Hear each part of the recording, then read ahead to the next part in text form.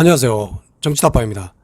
자, 드디어 오늘 긴급 속보라고 언론에서 난리가 나고 있습니다. 자, 윤석열 춘장님 드디어 본인 입에서 사퇴한다고 말씀을 하셨습니다. 자, 어제 이재명 경기지사께서 문재인 대통령이 윤석열 총장은 문재인 정부 검찰총장이라고 말했었다고 하면서 임명직 공무원으로서 이 말씀에 들어있는 기준에 따라 행동해주면 좋겠다고 강한 메시지를 전달했는데, 자, 이것 때문에 사퇴하시는 건 아니시겠죠? 설마. 어제 저녁부터 수구 적폐 언론들은 윤석열 사퇴를 공식화하며 윤석열 영웅 만들기에 몰입하고 있었습니다. 일개 검찰총장이 이렇게 정치질을 하면서 나라를 시끄럽게 해도 되는 건지 참 의문은 남습니다. 자, 아침부터 기레기 법조팀 기자들과 대검 융서방파 졸개들은 분주하게 움직였습니다. 자, 오늘 오후 2시에 대검찰청 앞 출근길에서, 정확히 이런 멘트입니다. 차에서 내린 출근길에서 기자회견이 있다는 메시지를 여기저기 퍼날하느라 여론전을 펼치고 있었는데요. 윤 춘장은 2시에 대검에 도착하여 긴장한 모습으로 입을 열었습니다. 약간 긴장한 모습, 많이 긴장한 것 같습니다. 약간 긴장한 모습에, 자, 광야의 정치인으로 나서는 그런 모습이다 보니 많은 걱정이 있으시겠죠. 자, 그러면서 윤 춘장은 저는 오늘 총장을 사직하려 합니다 라며 운을 떴습니다.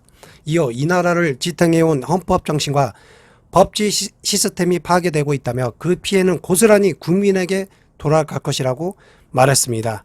그러면서 저는 이 사회가 어렵게 쌓아올린 정의와 상식이 무너지는 것을 더는 두고 볼 수가 없다고 강조했는데, 윤 춘장은 그러나 제가 지금까지 해온 것과 마찬가지로 앞으로도 어떤 위치에 있든 자유민주주의를 지키고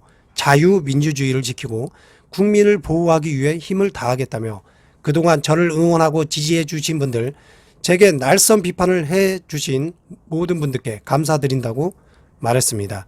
자, 그러면서 기자들이 어제 말한 내용에 대해서 궁금한 것을 물어봤는데, 자, 어제까지 거취에 대해 언급하지 않았는데 오늘 갑자기 입장을 표명한 이유가 무엇인지 저도 궁금합니다.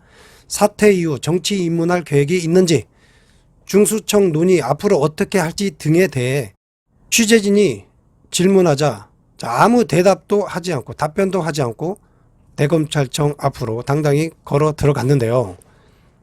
자, 윤 총장님, 자, 안녕히 가십시오. 검찰의 수사권, 기소권으로 장난질 치면서 제 식구 감싸기에 아무 죄의식도 없이 검찰 카르텔의 특권을 누리고 검찰의 표적 수사, 억지 기소, 짜맞추기 수사를, 자, 이젠 그 모든 수사를 윤 총장께 돌려드릴 시간입니다. 돌려드리겠습니다. 자, 윤석열 총장은 여기까지.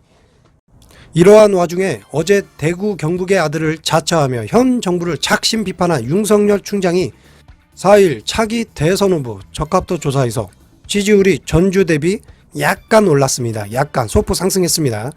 지난 2일 검찰의 수사권 박탈은 법치 말살이라며 공개적으로 현 정부와 국회의원들한테 반기를 들자, 자, 보수 쪽의 그런 지지율이나 중도 쪽의 약간의 보수라고 자청하는 사람들이, 자, 여론이 조금 움직인 게 아닌지 싶은데요. 금일 엠블레임 퍼블릭, 케이스 텟 리서치, 코리아 리서치, 한국 리서치 등 4개 여론조사기관이 지난 1일에서 3일 전국 성인 남녀 1,004명을 대상으로 3월 1주차 전국 지표조사를 진행한 결과 차기 대선주자 접합도에서 이재명 지사 27%, 이낙연 대표 12%, 윤석열 춘장 9% 순으로 나타났습니다. 지난주 조사에서 이재명 지사 28%, 이낙연 대표 11%, 윤석열 춘장 7%를 기록했던 것과 비교하면 이 지사는 1%가 내리고 이낙연 대표는 1%가 상승. 특히 중대범죄수사청 설립을 두고 이를 막을 수 있다며 총장직을 100번이라도 걸겠다고 작심 발언한 윤석열 춘장의 지지율은 2% 올라갔습니다. 자, 목숨 걸었는데 2% 올랐습니다. 자, 그리고 없다, 모름, 무음닥 등 태도를 유보한 부동층 비율은 33%로 여전히 많은 수치를 기록하고 있습니다. 부동층이 33%입니다. 자, 그리고 더불어민주당 지지층 가운데서 이재명 지사가 46%, 이낙연 대표가 27% 지지율을 기록했고, 네, 어마어마한 차이입니다. 국민의힘 지지층은 윤석열 춘장이 27%, 그리고 무소속 홍준표 10%로 나타났습니다. 진보진영 대선 후보 접합도는 이재명 지사가 32%로 선두로 달렸고 이낙연 대표는 16%, 정세균 국무총리는 4%, 부동층은 41%. 여기도 많습니다.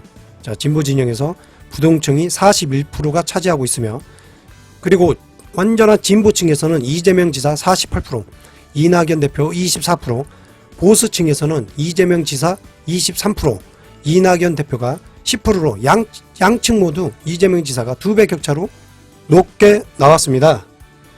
반면 보수진영 대선 후보 접합도는 윤석열 촌장 13%, 안철수 대표 11%, 홍준표 10% 순으로 나타났으며 부동층은 51%로 절반이 넘었습니다. 자, 보수진영의 부동층 51%, 투표를 안 할 수도 있습니다. 차기 대선에. 다만 보수층에서는 윤석열 촌장 26%, 홍준표 16%, 안철수 10%로 나왔으며, 자, 그 가운데 진보층에서 안철수 12%, 홍준표 8%, 윤석열 4%로 기록해 성향에 따라 이들의 순위가 달라진 게 특이한 점입니다. 이번 결과를 보면 아시겠지만, 자, 윤석열 촌장이 검찰총장을 사퇴한 듯, 자, 대선 후보 접합도 조사에서는 그리 크게 변동되지는 않을 것입니다. 현직 검찰총장의 프리미엄을 먹고 있는 상태에서 윤석열이 검찰총장이기 때문에 대선 후보 접합도에 영웅이 되어 그나마 지지율을 유지하는 것이지, 검찰총장이라는 그 직을 사임했을 경우에 윤석열의 프리미엄은 없어집니다. 자, 그리고 윤석열 가족에 대한 수사, 기소 등 여러가지 재판이 많이 남아있는 상황이고요. 그 가족 사건에 대해서 윤석열 촌장의 직권남용이나 권리행사 방해 등등의 여러가지 역할이 있었는지 없었는지 또한 앞으로 총장을 그만두시면 이제 수사가 진행될 것이라 생각합니다. 윤석열 촌장의 사퇴 의사 표시로 인하여 국민의힘 측에서는 자, 환영의 메시지를 던지는 것 같습니다. 자, 자기 정당의 보수의 아이콘을 만들어 대선 주자를 만들어야 하는데, 지금까지 윤석열로 인해서 자기 당의 대선 후보를 만들 수가 없는 상황이 되었던 거죠. 그런데 윤석열 촌장이 사퇴를 하며 이제 국민의힘이 자기들의 힘을 가지고 대선 후보 지지율을 올리기 위해서 노력을 할 것입니다. 윤석열은 또 다른 한쪽 범야권 측의 또 대표주자가 되고 싶어서 같이 주거니 받거니 하면서 살아남겠죠. 둘이 하든 말든 열심히 하든, 그러나 결론은 윤석열 촌장은 자, 바람과 함께 사라질 수도 있다라는 생각이 정치다바의 생각입니다. 자, 오늘은 여기까지입니다. 끝까지 시청해 주셔서 감사합니다.